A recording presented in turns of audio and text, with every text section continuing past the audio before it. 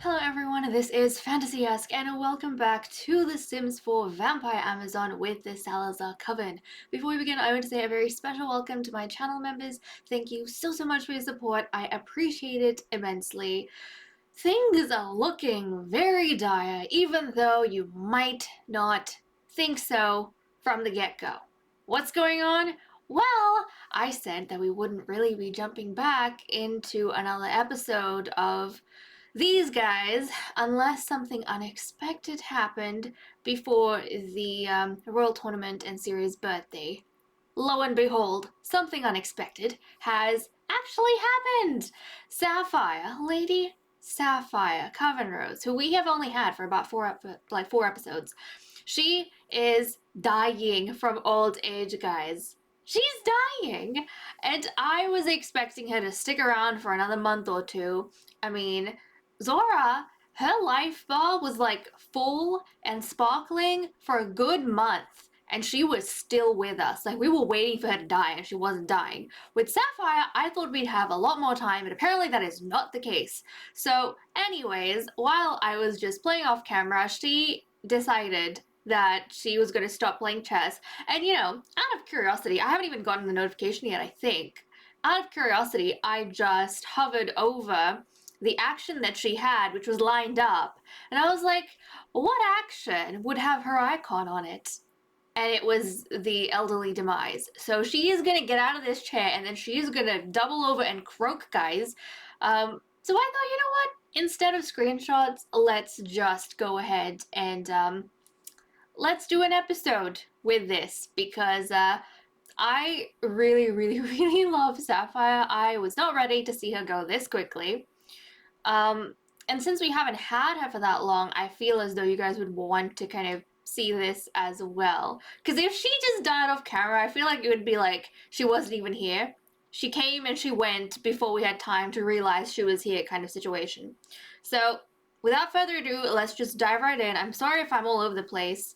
I was not expecting this to happen, but it has. So, I haven't even gotten the notification yet, as you can see. But she's got this. She's got the elderly Demise lined up. It's almost 2 p.m. on Monday, so it's the day before. I have gone ahead and played off camera a bit. It is the day before the Royal Tournament, so I was not expecting this to happen, like, right now. Before she goes, though, I want to talk about a few things. So, while I've been playing off camera, some things have been happening between the Sims, and I will link a Patreon post, which I've probably already made by this point, but I will link a Patreon post in the description of this video for you guys to check out with screenshots of some of the things I will mention. So one of those things is, let's see, Aphrodite getting into fights. I don't know what it is, but Aphrodite has been feeling very antsy recently, and she got into a fight with her aunt, Lady Zelda. I don't know what that fight was about, but they were having like a proper vampiric duel down in like this area over here, like near the entertainment room that they have, and I don't know what happened. Next to the reading nook, they were having this vampiric fight. They bust out their forms and their fangs, and they were just having a go at each other.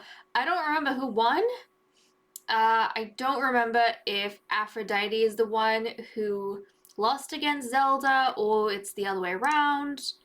Let me see if I can check. Zelda, they've got a personal rift, and Aphrodite is the one that's hurt. So I am.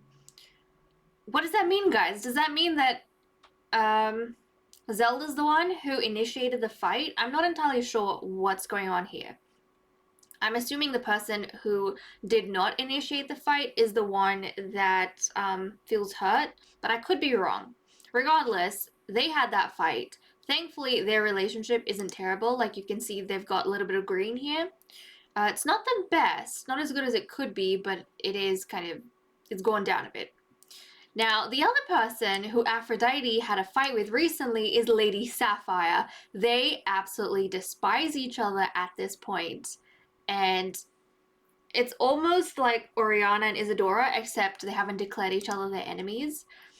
And I feel so sad, and I was just thinking, like, how are we going to recover from this with Aphrodite, you know, getting ready to take over and get on the throne.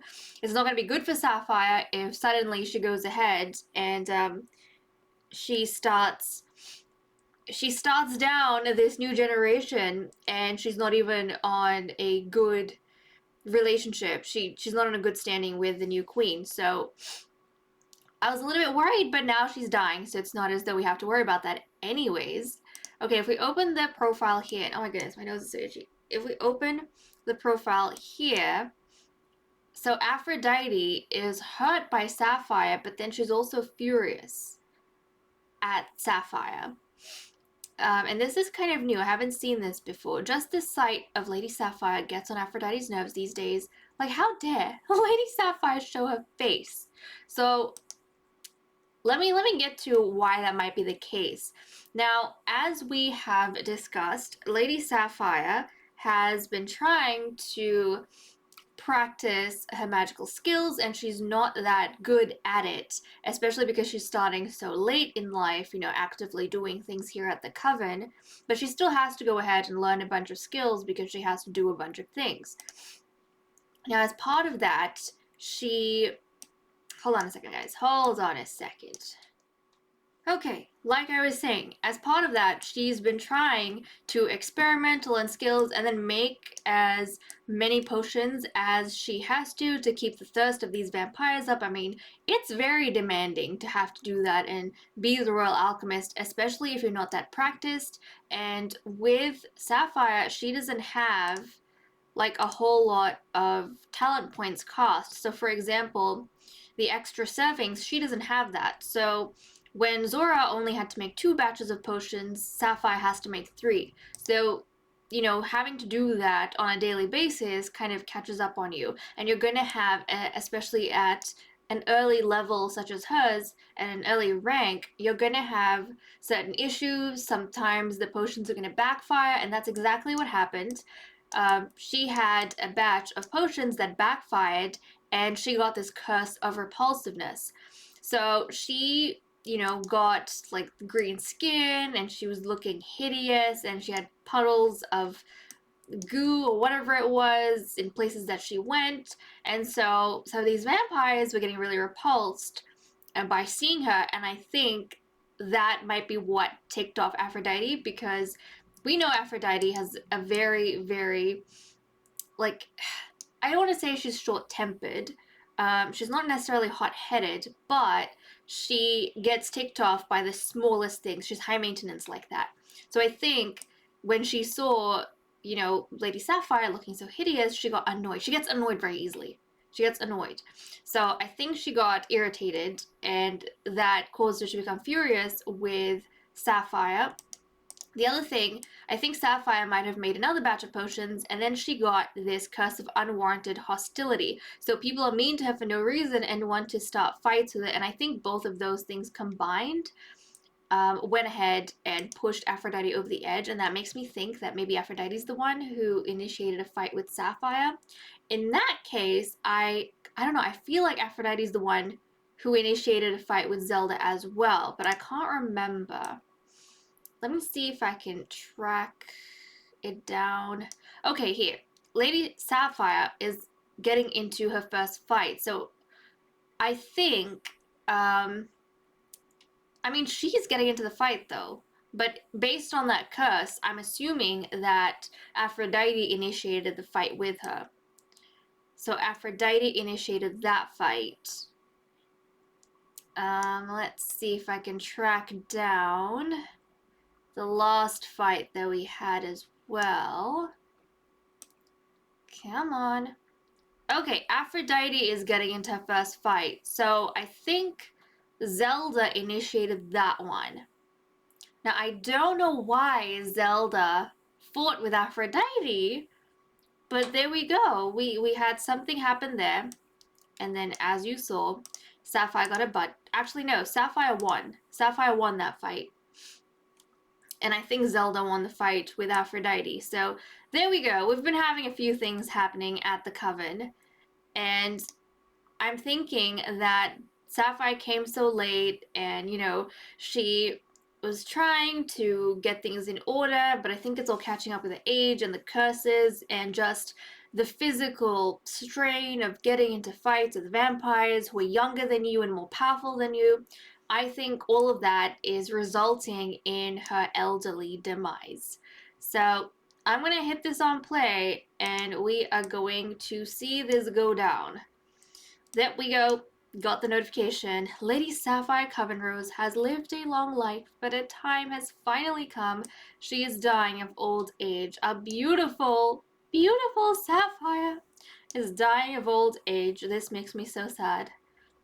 This makes me so sad. I thought we would have longer with her. I really did. I thought we could make it through the month. Apparently not. This is unfair. I don't feel like we've had enough time with her. But here we go. She didn't even get to stick around for like the royal tournament and any of the big things. Ah, that just breaks my heart. And it is the royal studies. So the skill that Siri has randomized is the medium skill, which I've never played around with. So I went ahead and put the seance table right over here, and so she's been dabbling in that a little bit and trying to get her skills up as much as possible. But I haven't, and it's also the first time like I'm playing with that, so I'm trying to see like what I might be able to do with it in the future. For now though, nothing that our current practices don't like already encompass, so I haven't kind of figured out if I want to include that in any sort of vampiric ritual just yet, but we'll see. I'll get Siri to keep practicing, and something new might come of it. But oh, Oriana is sad. Is the queen even gonna come and take a look at what's going on here? Aww, that's so sad. But yeah, when Sapphire was fighting with Aphrodite, she ended up winning the fight, interestingly enough, even though she is a elder and she is an alchemist. She won the fight, and Queen Wisteria is actually watching that fight. And she was not telling anyone off, and she wasn't punishing anyone or stopping it, but she was very satisfied and very happy when Sapphire won. So it's kind of interesting. I suppose she was a little bit on her lover's side. Yep, she is sad from losing a friend. Who else is mourning? Is everyone mourning? Okay, Oriana is very sad. Zelda is not at all, interestingly enough. Galaxia is mourning. Missing furry friends? Galaxia! Galaxia, honey! The alchemist is not a furry friend. Oh my goodness, that is hilarious. She was not a furry friend, Galaxia. That was a person. But then again, she used to drink from her, so I don't know if Galaxia... It's almost like, you know how we were wondering in the past few episodes if Galaxia likes the alchemist or if she's using the alchemist as a juice box. I think this clarifies a few things for us. I think she saw Sapphire as a pet to drink from, and now that pet is dead, so she's sad. Saphira isn't even in mourning. Look at that. The queen is in mourning. Isadora is not, Yuki is not, the princess definitely isn't, and neither is Siri. So I think that's very intriguing. There's only like three people who are mourning her death. That is Queen Wisteria, her lover, Galaxia Dragon, who has lost out on the pet that she used to drink from, and Lady Oriana, who didn't have like too strong of feelings for Lady Sapphire. Like I don't think they were too close or too far apart. They were cordial with each other, but she's just lovely. She's nice, she's kind, and she's sad that Sapphire has passed on. But okay, we need the priestess to gather this up because she's going to have to take Sapphire's urn to the soul repository. Now, apart from that, we now have to discuss what I'm going to do for the new alchemist, right? So originally my plan was to have Sakura, Sapphire's twin sister, be the new alchemist, even though she's an elder. But she is Sapphire's twin, and even with like the babies they had, the pregnancies, she might be, if anything, like a day or two younger than Sapphire. If that is the case, then I think her life bar will already be full, and we might have her for like an episode and then she'll die. So I don't feel like that's too practical. Now, we also thought about Mirabella joining as a new alchemist if she was a teen, as a teen. Now, unfortunately, I think that Mirabella is a child. Let me see. Yep, Mirabella is still a child, so she cannot join us as the new alchemist, and we need a new alchemist like right now. So what's going to happen, guys, is that I am going to introduce a new bloodline from the gallery, from one of the submissions that you lovelies have made. So yes, we're going to have a new bloodline among us. We've had two so far. We had the original Alcantricars, which has ended with Rose, and then we had the Coven Rose, which is continuing with Mirabella, but is not continuing in the court right now because Mirabella's too young. So the third bloodline is going to be introduced, which I'm quite excited about. Now, the first thing I want to do actually is, I think, get Zelda to go to the soul repository and add the add Lady Sapphire's tombstone to the soul repository. And I don't think I'll end up like having all of the alchemist family members in the soul repository. It's only the alchemists that have served in court. So I'll get that sorted, and then I'll see you guys then to pay our respects. Okay, we have good news and bad news. Let's start off with the bad news.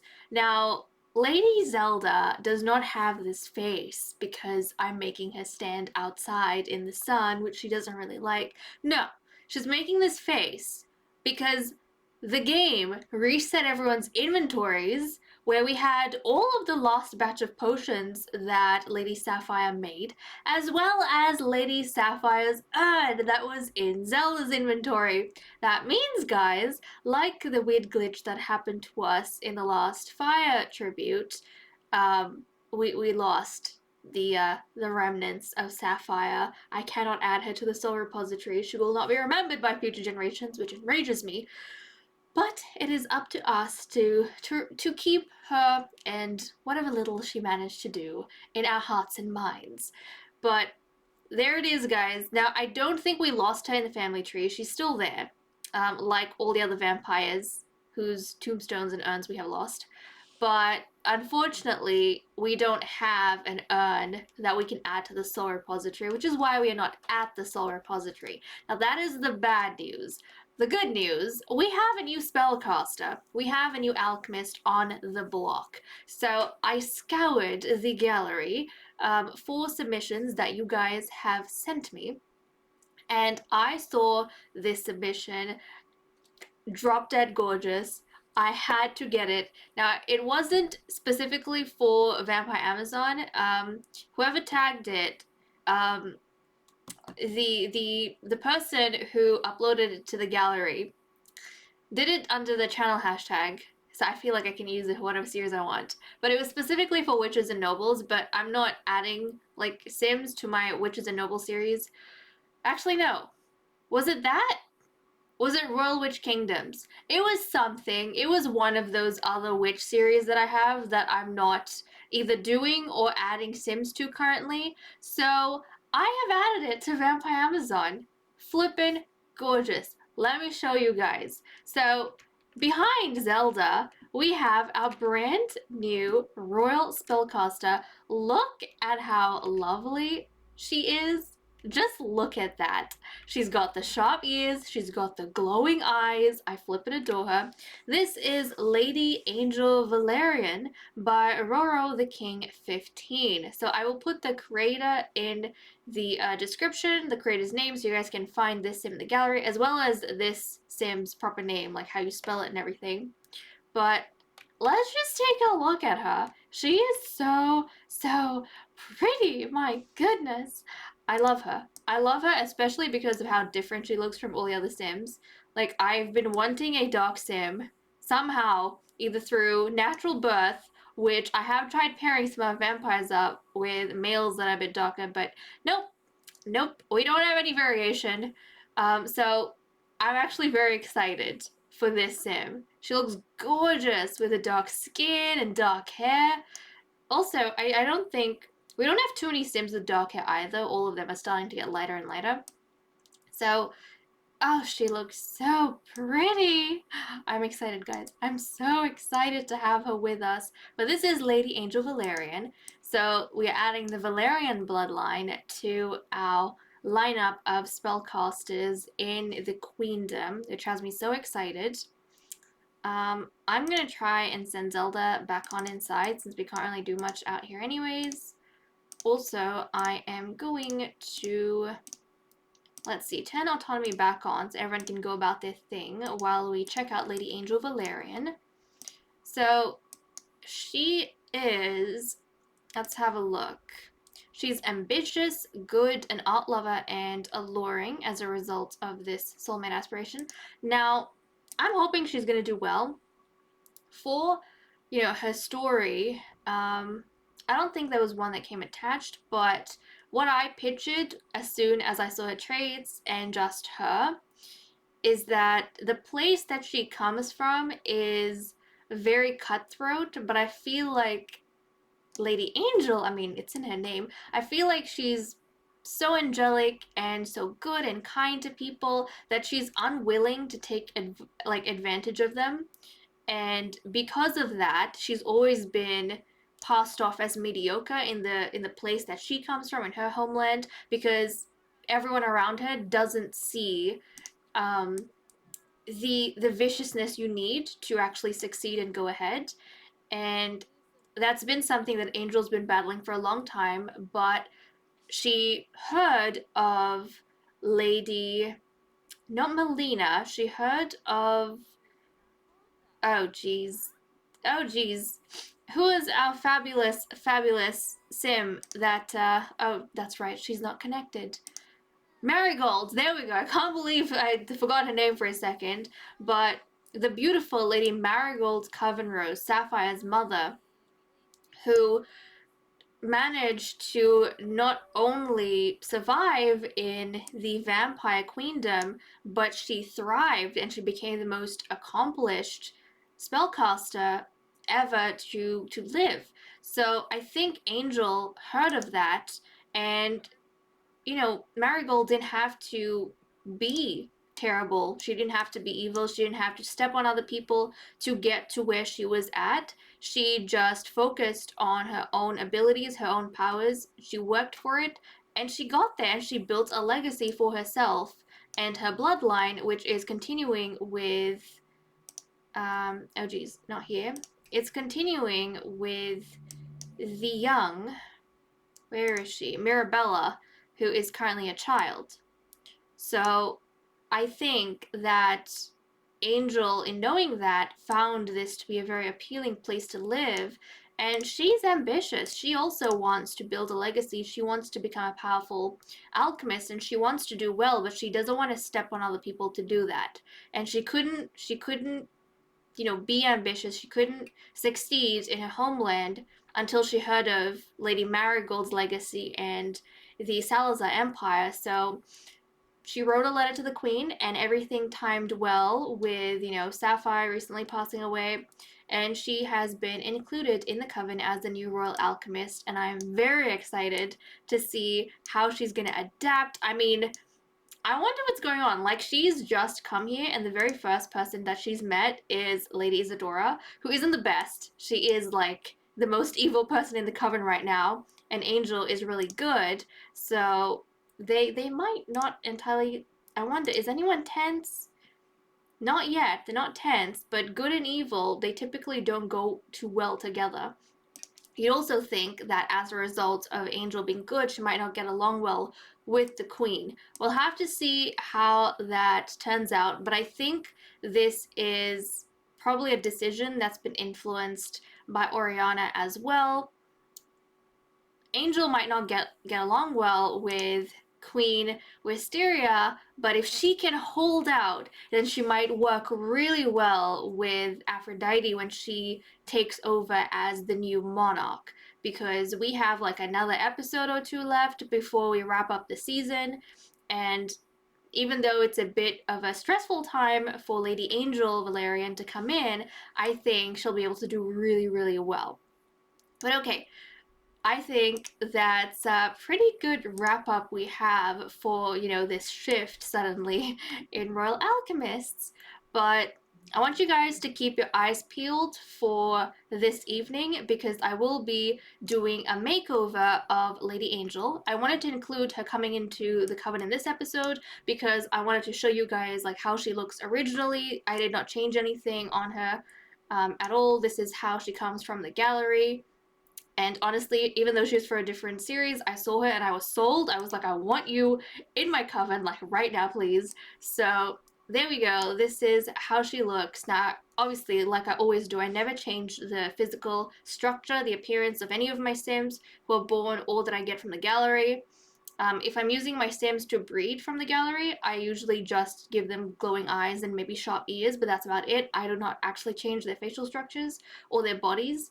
So I'm not going to change anything on her, but I'll just be, giving her makeup, different set of clothes. I'll put a custom skin on her that I have, like a skin overlay, and giving her like custom hair, all of those kind of things. Eyelashes, the whole get-go. So I'm going to be giving her a makeover. And I'm excited. That also means when we come back in the next episode, the intro will have Lady Angel in it instead of Lady Sapphire. So there we go, guys. There we go. Let me know what you think about her. I am absolutely in love. But with that said and done, I'm going to leave off. Thank you so much for watching. I hope you all enjoyed, even though it was kind of sad. And I will see you all in the next episode. Bye-bye.